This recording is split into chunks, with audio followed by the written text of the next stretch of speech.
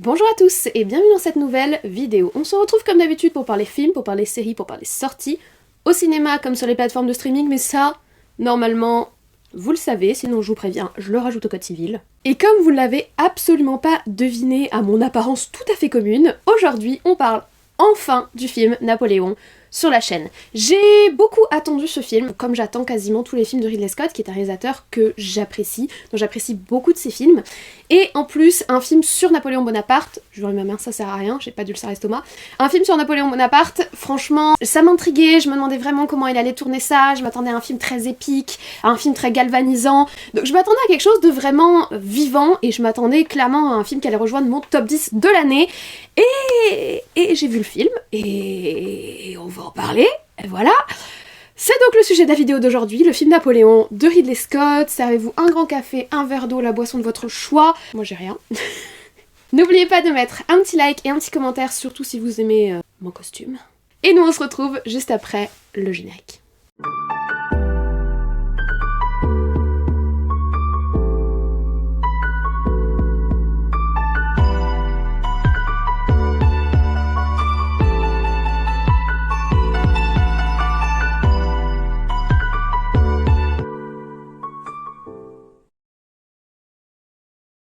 Alors, le film Napoléon est sorti le 22 novembre 2023 au cinéma. C'est un gros bébé de 2h30 et encore là c'est la version cinéma, c'est-à-dire une version qui a été cutée spécialement pour les salles de cinéma. Une version longue devrait sortir dans quelques semaines voire quelques mois, j'ai pas la date précise, qui elle devrait durer près de 4h30 et Ridley Scott l'a annoncé, on aura beaucoup plus de scènes de Joséphine, notamment avant sa rencontre avec Napoléon, ce qui n'est pas le cas dans le film dont on va parler aujourd'hui. Donc première parenthèse que je vais faire, c'est un petit peu particulier de parler d'un film qu'on a vu, qui n'est en fait qu'une petite partie du film que souhaitait créer le réalisateur. C'est assez particulier en fait de se voir proposer un projet qui n'est qu'une sorte d'extrait choisi du projet final du réal. Je pense que ça impliquera du coup nécessairement, en tout cas pour moi, un visionnage de la version longue, parce que celle-ci sortira que ce soit sur plateforme ou directement en Blu-ray, je ne sais pas, mais je pense que je la verrai parce que à mon avis c'est pas la même œuvre à proprement parler. Mais du coup ça c'est un premier point qui est important à connaître sur le film. Et il est donc, comme je vous l'ai dit, réalisé par Ridley Scott. Ridley Scott c'est un incontournable du cinéma de Hollywood, c'est lui qui a réalisé l'excellent Gladiator, qui était déjà un film de fiction historique. C'est lui qui est derrière l'incroyable Alien, ainsi que ses diverses suites, intégrant Prometheus, que personnellement je n'ai pas détesté. Je sais que c'est un film qui est largement reproché au réalisateur, mais moi j'ai apprécié Prometheus, même si effectivement il n'est pas à la hauteur du film original, mais quel film le serait, honnêtement. Personnellement j'ai apprécié la proposition qui est faite visuellement et scénaristiquement dans Prometheus. Mais il a également réalisé Blade Runner, Kingdom of Heaven que j'avais beaucoup apprécié, ainsi que son dernier film, Le Dernier Duel, sorti en 2021. Vous avez une vidéo sur la chaîne, je l'avais beaucoup aimé, j'avais beaucoup aimé l'orientation qui avait été prise, et là encore c'était un film de fiction historique. Cette fois-ci, là encore, dans une fiction historique, Ridley Scott a choisi de parler de Napoléon Bonaparte, une figure de l'histoire française, connue en France, mais également à l'international, et de nous conter à la fois ses origines, son ascension, sa prise de pouvoir et sa chute, oui, il y a de quoi faire, et ce à travers le prisme de sa relation avec sa femme bien-aimée, Joséphine. Pour nous conter cette histoire, il a choisi comme premier rôle Joaquin Phoenix, qui s'était illustré récemment dans le film Joker, dont on a parlé cette année puisqu'il était à l'affiche du film Beau is Afraid, qui apparaît également dans le très bon Her, et qui a déjà travaillé avec Ridley Scott, notamment dans son film Gladiator. Et pour incarner Joséphine de Beauharnais, il a choisi Vanessa Kirby, une actrice britannique que j'aime énormément, qu'on a vue récemment dans le dernier Mission Impossible, qui était également à l'affiche du film The World to Come, ou encore du Fast and Furious de 2019. Et il faut savoir qu'elle est pressentie pour le 4 Fantastique de Marvel, mais rien n'a encore été confirmé.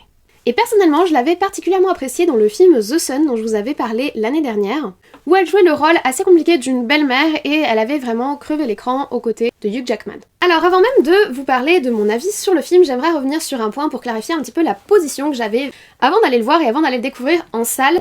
J'ai été quelque peu titillée par la communication autour du film avant même sa sortie. Personnellement, j'étais assez enthousiaste, j'aime le travail de Ridley Scott.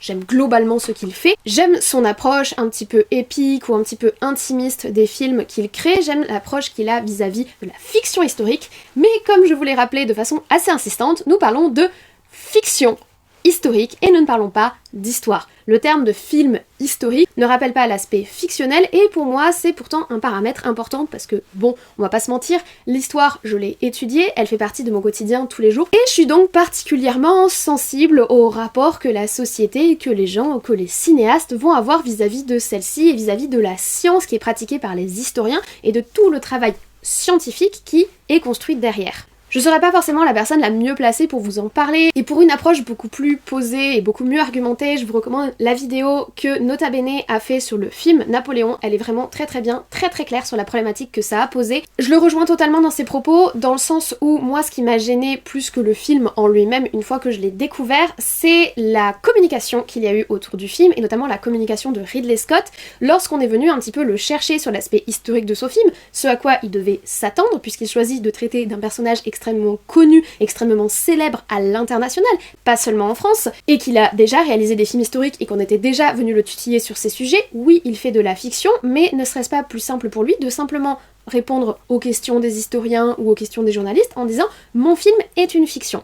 Or, ce n'est pas ça qu'il a répondu, je sais pas si c'est la colère, je sais pas si c'est une attitude qu'il se donne, je sais pas si c'était pour créer du buzz, mais lui il est venu contester la science historique avec des arguments d'une grande pertinence, comme les historiens n'étaient pas là lors de la bataille d'Égypte ou lors de la bataille d'Austerlitz, donc ils n'en savent pas plus que moi, ce qui est totalement faux, et ce qui reviendrait à nier tout le travail scientifique qui est fait derrière. Donc je vais pas épiloguer sur ce sujet, mais moi personnellement ça m'a pas mal mis en boule, j'ai trouvé ça très dommage, alors que en soi la polémique aurait pu se taire très rapidement, il aurait juste dû dire qu'il fait de la fiction, il aurait dû juste assumer que son film est une fiction inspirée de faits historiques.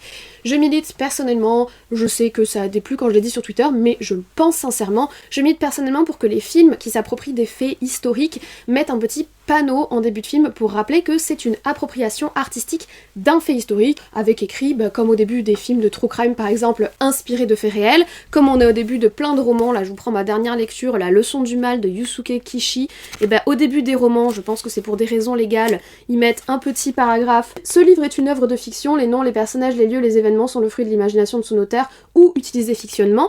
En soi, si on peut le mettre dans un roman, pourquoi tu pourrais pas le mettre dans un film? Je sais très bien quand je vais lire ce roman, il y a peu de chances que ce soit réel, et même si ça s'inspire de faits réels, il y aura la vision de l'auteur par-dessus.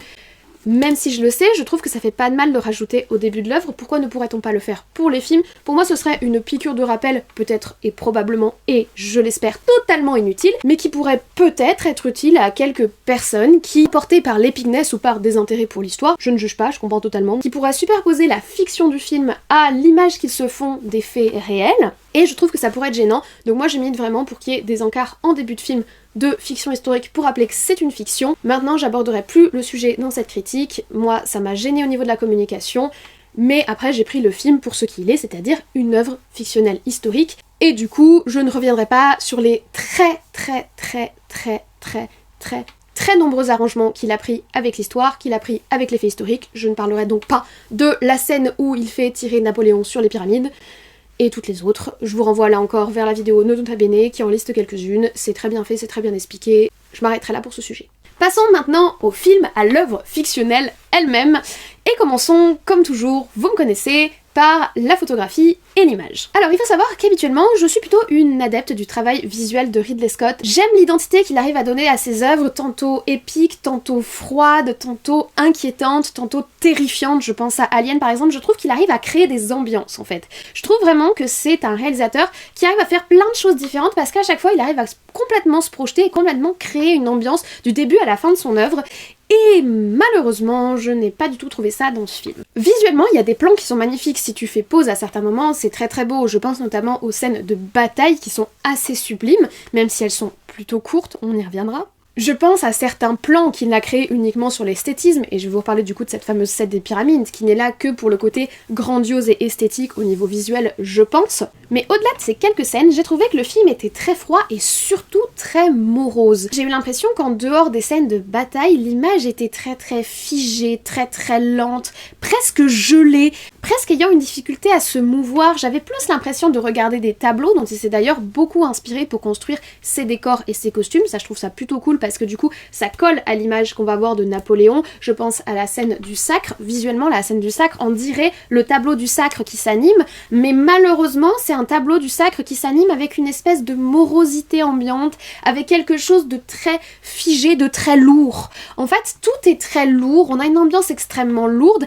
et hormis lorsqu'on a les chevaux qui se mettent en branle lors des moments de bataille, on a l'impression que le film est en train de ramer, mais même visuellement, et j'avoue que cette lourdeur visuelle m'a un petit peu assommée dans le film. D'autant plus qu'elle est accompagnée d'une colorimétrie que j'ai trouvée particulièrement fade.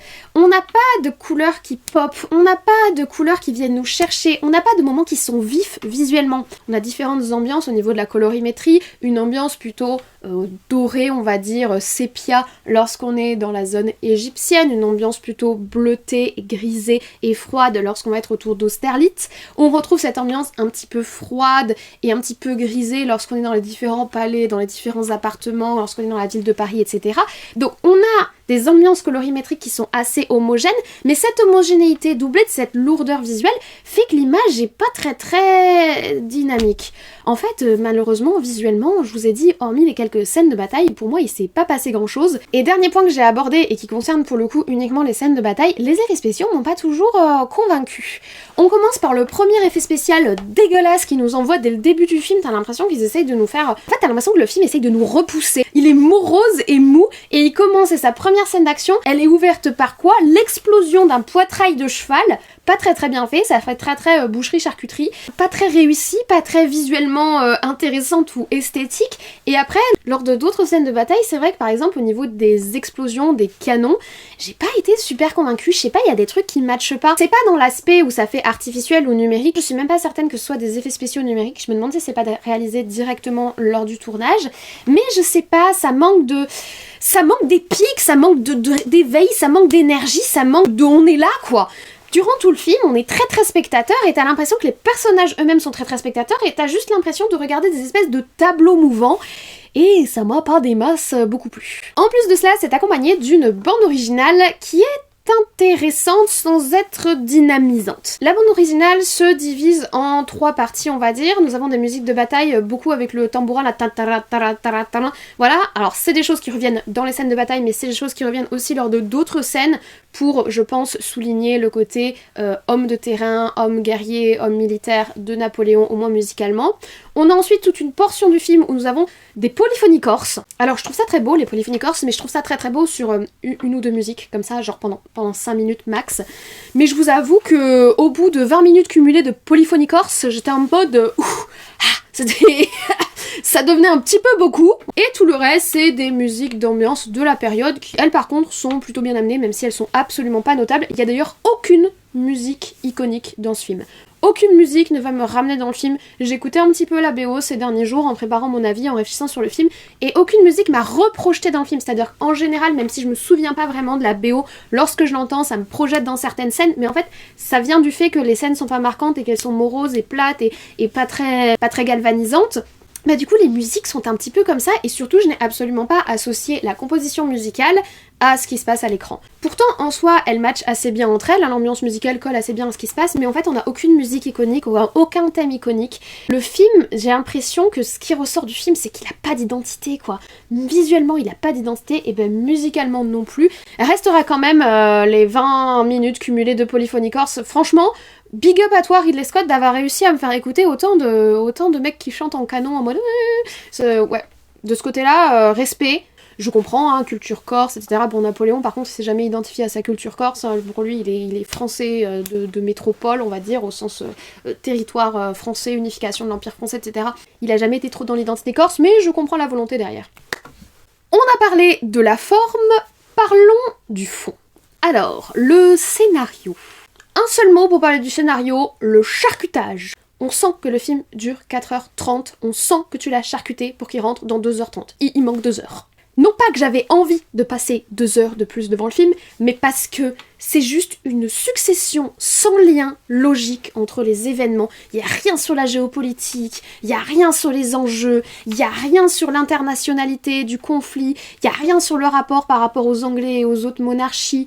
C'est même pas la dimension historique qu'il manque, parce que je vous ai dit, la dimension historique, j'ai clôturé le sujet, je l'ai même pas cherché dans le film. C'est la dimension background pour comprendre pourquoi ils prennent ces décisions et pourquoi ces choses se passent. Là, c'est juste une succession de dates. Bon, Ridley Scott est pas obsédé par l'histoire, mais par contre, il est obsédé par les dates, ça oui. Mais c'est donc une succession de dates avec une succession d'événements entrecoupés de scènes de cul. Parce que oui, il faut qu'on parle des scènes de cul. En fait, Ridley Scott, plus que l'histoire de Napoléon Bonaparte, il nous a raconté l'histoire de Napoléon et Joséphine. D'ailleurs, je pense que le film aurait dû s'appeler Napoléon et Joséphine, ou Orgueil et préjugés de Napoléon. Orgueil et préjugés, franchement, ça lui irait super bien. Orgueil pour le côté et préjugés pour son côté relationnel. Franchement, les orgueils et préjugés de Bonaparte, ça aurait été super titre pour ce film parce que c'est exactement ça. On a de temps en temps des petites scènes de bataille pour montrer que bon, c'est un peu un soldat, tout ça. Mais vite expédié, pas très longue, visuelle, intéressante, c'est le seul moment intéressant du film. Mais ça passe, et puis en plus on fait pas du tout lien avec le reste, on voit un peu le tsar de Russie, on voit un peu 2-3 mecs, là, 2-3 anglais, parce que bon, ouais, Scott il est anglais, il nous en a mis quelques-uns quand même, mais on fait pas lien avec ce qui s'est passé en France, on fait pas lien avec le fait que Napoléon Bonaparte se considère comme l'héritier de la République, d'autant plus que le film le montre plutôt comme un mec qui se positionne en héritier de la monarchie, alors que pas du tout, mais bon, c'est encore historique, on a dit qu'on laissait ça de côté, mais bon, on fait lien avec rien, c'est juste une succession d'événements avec des scènes de cul.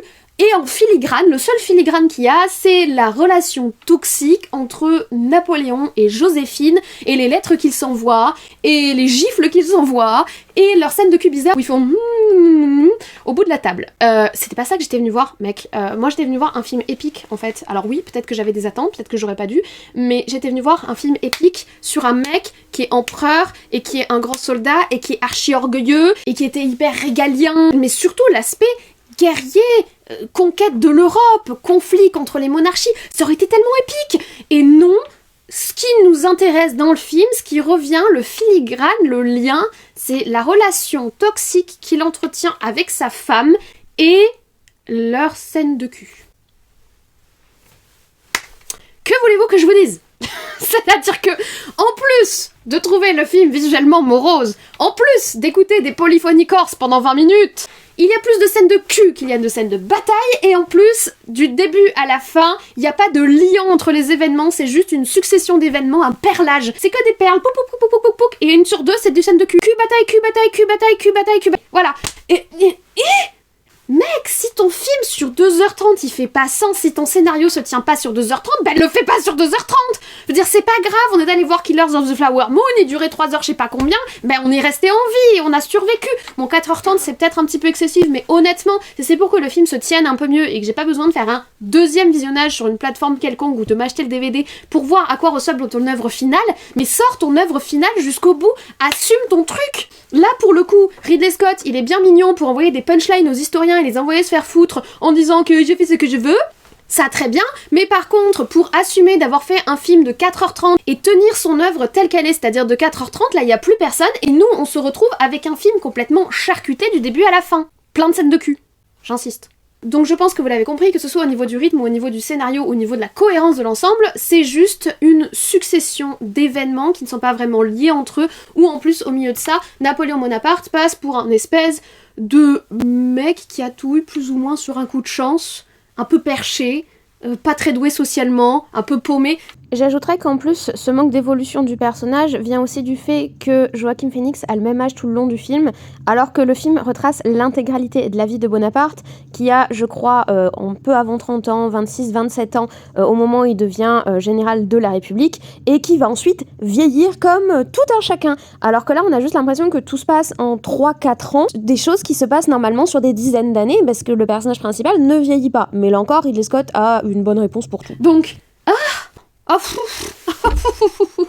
suis sortie du film, j'étais fatiguée, je vous jure. Et tout cela me mène à mon bilan, mais quelle formidable déception. Nous sommes sur une déception gigantesque. Non parce que je l'attendais, ce film. Je m'attendais à prendre une claque, au moins visuellement. Certes, on savait, de par les multiples polémiques clairement pas enrichissantes pour la communication du film, que le film ne serait pas historiquement viable, mais j'avais fait totalement une croix dessus, mais je ne m'attendais pas à m'ennuyer à la fois visuellement, à la fois rythmiquement, à la fois au niveau de l'histoire et à la fois au niveau des musiques de Polyphony Chord, j'insiste parce que vraiment c'était pas facile, mais je m'attendais pas à un tel désastre, je pense que c'est le terme, je m'attendais pas à un tel désastre, et d'ailleurs le film est très largement peu apprécié parce que je pense que quand tu écris Napoléon sur ton affiche, les gens s'attendent à quelque chose d'un petit peu épique, d'un petit peu guerrier, d'un petit peu héroïque ou anti-héroïque. Pour le coup, ça aurait été intéressant de prendre le complet contre-pied, de montrer le guerrier, de montrer le soldat, mais de le montrer avec un point de vue totalement anti-héroïque, pour montrer l'aspect peut-être sanglant, l'aspect peut-être froid, l'aspect peut-être égoïste, égocentré du personnage. Mais là, on a eu ni l'épicness héroïque, ni l'épicness anti-héroïque. On a eu un espèce de film morne, charcuté et mou, visuellement pas très intéressant, hormis les costumes qui sont très très beaux, mais qui sont inspirés directement des tableaux, mais les costumes et les décors sont très très beaux, mais visuellement quand même pas très intéressant, au niveau de la colorimétrie pas très intéressant, rythmiquement, bah t'es pas loin de t'endormir, scénaristiquement c'est tellement charcuté que ça n'a plus de sens et qu'on n'a plus de contexte, on n'a plus rien qui se tient, hormis les orgueils et préjugés de Joséphine et Napoléon. Alors en soi, c'est un angle d'attaque de l'histoire de Napoléon qui peut être intéressant, puisque Joséphine a été très importante pour lui, a été très importante dans son parcours, et qu'en plus, comme ils ont eu beaucoup d'échanges épistolaires durant toute sa vie, que ce soit quand il était en campagne militaire, quand il était à Paris, etc., s'appuyer sur les échanges épistolaires de Napoléon et Joséphine, ça peut faire un bon liant, mais pas s'appuyer sur leur scène de cul. Moi, j'en ai rien à foutre de ce qui se passe dans la chambre de Napoléon et Joséphine, vraiment, je vous le dis, j'en ai rien à faire. Moi, tu écris Napoléon sur ton affiche, m'attends pas à aller voir les histoires de cul d'un couple toxique il y a 200 ans. Du coup, oui, ça a contrarié mes attentes et du coup, oui, je suis déçue. Et je pense que d'ailleurs, c'est ce processus qui s'est passé pour beaucoup de gens. Donc, le bilan est fort désastreux. Maintenant, je verrai quand même la version longue parce que, comme je vous dis, à mon avis, au moins au niveau scénaristique, ça fait beaucoup plus de sens avec la version longue. Par contre, si ça fait pas plus de sens avec la version longue, là je comprends vraiment pas le projet. Sur l'aspect visuel, sur l'aspect musical, sur les choix fictionnellement historiques, machin, sur les angles d'attaque de l'histoire, pour ça changera rien je pense. Mais je pense que sur le rythme et le scénario, le film a été construit pour être en 4h30, je verrai la version de 4h30 pour voir la vraie version en fait. Parce que les points que je mets en avant ici sur cette version cinéma, sur l'aspect rythmique et l'aspect qui se tient pas scénaristiquement, vont je pense, ou du moins j'espère, être contrariés par la version longue qui est au fait la version originale, finale, principale, je sais pas comment qualifier ça. Du coup, est-ce que je vous recommande ce film ? Non. Voilà, c'est rare que je vous recommande pas de film, mais là je ne vous le recommande pas. Déjà l'historienne en moi a pas du tout envie de vous le recommander, j'ai dit qu'on laissait de côté l'aspect historique, mais il faut quand même le dire, bon ce film n'a pas grand chose d'historique. L'angle qui est choisi est un angle volontairement dévalorisant, non pas pour montrer la face noire du personnage qui peut être beaucoup trop héroïsé par certains, mais vraiment pour saper le côté impérial, pour saper les réussites militaires. Il suffit de voir le dernier plan du film qui est une succession du décompte de morts. Ça n'a aucun intérêt, oui, il y a des morts dans une guerre, tout le monde le sait, et ces guerres pour la plupart n'ont pas été déclenchées par Napoléon Bonaparte, qui n'avait pas pour objectif de faire la guerre toute sa vie. Ce sont les monarchies européennes qui se sentent menacées par ce qui se passe en France depuis la Révolution française. Ils vont avoir un bellicisme envers la France, bon il faut être deux pour faire la guerre, mais qui sont largement instigatrices de ces conflits armés, même si à un moment ça va un petit peu partir en cacahuète et on va chercher peut-être à aller plus loin qu'on ne le devrait et à en vouloir peut-être un peu trop, mais l'angle qui a été choisi de sape, c'est un angle volontairement dévalorisant en fait, et je trouve pas ça intéressant. Enfin globalement j'ai pas trouvé le film généralement intéressant. L'historienne qui est en moi a envie de vous le déconseiller, mais l'amatrice de cinéma qui est en moi a également envie de vous le déconseiller parce que j'ai pas passé un bon moment, et pas seulement par mes contradictions internes, mais simplement parce que le film n'est pas du tout divertissant, je ne l'ai pas trouvé plaisant. Oui, il y a quelques scènes qui sont cool, j'ai trouvé que la scène d'Austerlitz, même si elle exagère le passage du lac, etc., elle est cool, elle est épique, mais les quelques rares moments épiques ne compensent pas les longs moments où j'attendais qu'il se passe un truc et où je les regardais forniquer là. Voilà, non, voilà, hein, voilà. Est-ce que c'est une déception ? Oui. Est-ce que c'est un flop ? Oui, je le pense. C'est dommage. J'espérais vraiment avoir un truc sympa, donc je suis un peu triste. Voilà. Voilà, je vous remercie d'avoir regardé jusqu'au bout cette vidéo sur le film Napoléon de Ridley Scott, j'espère que vous l'avez apprécié. Si c'est le cas, n'hésitez pas à mettre un petit like, ça fait plaisir, ça me soutient dans ce que je fais et ça aide YouTube à référencer la vidéo. C'est le cas aussi des commentaires, donc allez-y, laissez-moi votre avis en commentaire, qu'avez-vous pensé du film, est-ce que vous êtes allé le voir, est-ce que vous aimez l'histoire de Napoléon, est-ce que vous êtes d'accord avec moi sur ma position vis-à-vis des films de fiction historique, est-ce qu'il devrait rappeler l'aspect fictionnel en début de film. Je sais que c'est un truc qui a totalement déplu sur Twitter, mais je maintiens, je pense vraiment que c'est nécessaire. Après, les gens sur Twitter, même si tout le monde sait qu'un film c'est de la fiction, et ben ça peut pas faire de mal. Je ne veux absolument pas censurer les films historiques, les gens font ce qu'ils veulent dans leur film, ils racontent ce qu'ils veulent dans leur film, mais un petit encart de rien du tout en début de film, ça fait de mal à personne. Donc dites-moi ce que vous en pensez en commentaire. Si vous n'êtes pas encore abonné, ça se passe ici, c'est gratuit, ça fait plaisir, et ça vous permettra de suivre les futures sorties de vidéos sur la chaîne et de voir peut-être les anciennes. Écoutez, moi je ne vous embête pas plus, je vous souhaite dès à présent une très bonne journée, une très bonne semaine de très bon visionnage, peut-être le visionnage de Napoléon au cinéma. Dans ce cas-là, bon courage, hein. Surtout prenez soin de vous, je vais essayer d'en faire de même, et nous on se dit à très vite.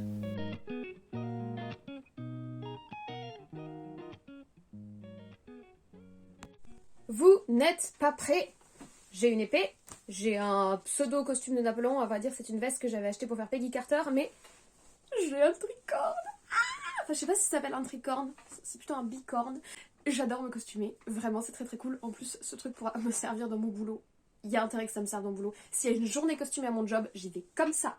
J'avais pas méga hype de ouf la volonté de parler de ce film que j'ai trouvé morose, vous avez vu la vidéo, je peux vous le dire, et plat, et voilà. Et ben ça m'a donné trop envie de faire la vidéo, donc Et en vrai, je trouve, j'aurais fait un super Napoléon. Ridley, vu que c'est de la fiction et qu'on s'en fout, ça te dérange pas si c'est une meuf de 27 ans qui fait Napoléon?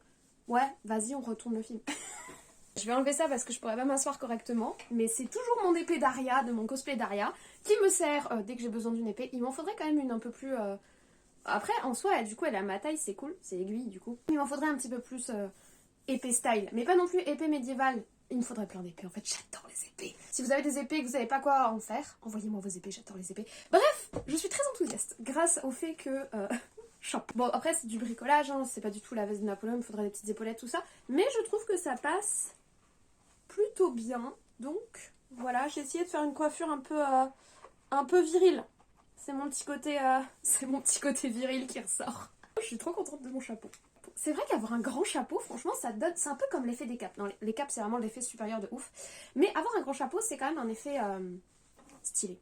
C'est stylé. Je ne vais pas épiloguer, nous parlons donc du film Napoléon. Comme vous vous en doutez, on est parti pour l'introduction. J'ai trop hâte que vous voyez ça. Il me faut de l'autorité, il me faut du charisme. Je sais pas si j'ai un charisme de Napoléon, mais il me faut de l'autorité et du charisme. Je l'ai dans la gueule, c'est mieux. Que des perles avec des perles roses pour les scènes de cul avec cul. Créer l'image d'un gars qui est devenu empereur, qui était respecté par ses armées, comme un mec qui vit sur le champ de bataille. Enfin, et nous on se dit à très vite. En plus, il y a zéro épinesse quoi. Voilà, j'ai gardé mon tricorne parce que dessous, à mon avis, ça ressemble à rien. Bon, j'ai dit ce que j'avais à dire. Likera pas. Là, ça fait 2 semaines que j'ai vu le film, donc je suis moins énervée que quand je suis sortie de la salle. Mais quand je suis sortie de la salle, c'était vraiment l'historienne qui était en moi, qui parlait. Donc j'ai essayé de nuancer cet aspect-là et de crever l'abcès dès le départ en parlant de trucs historiques comme ça, après problème résolu. J'espère que vous aurez bien aimé cette approche. Voilà, je vais pas vous embêter plus. En plus, j'ai pas appris à boire parce que j'étais à fond dans mon truc de costume. Donc je vais aller boire un coup parce que ça fait 46 minutes que je parle, donc j'ai bien mérité de boire un peu d'eau. Prenez soin de vous les amis, à la prochaine. Merci d'avoir regardé cette scène post-générique, et ciao.